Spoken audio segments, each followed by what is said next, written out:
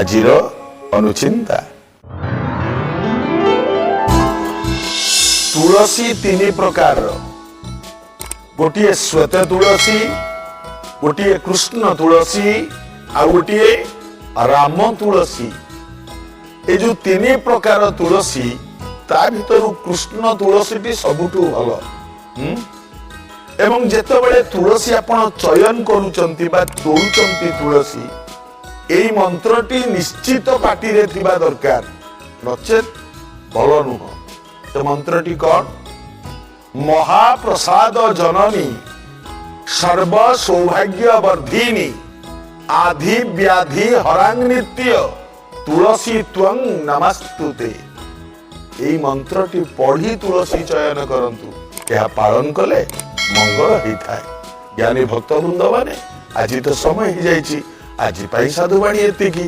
ପୁଣି ଆଗାମୀ ଅଧ୍ୟାୟରେ ଭେଟ ହେବ।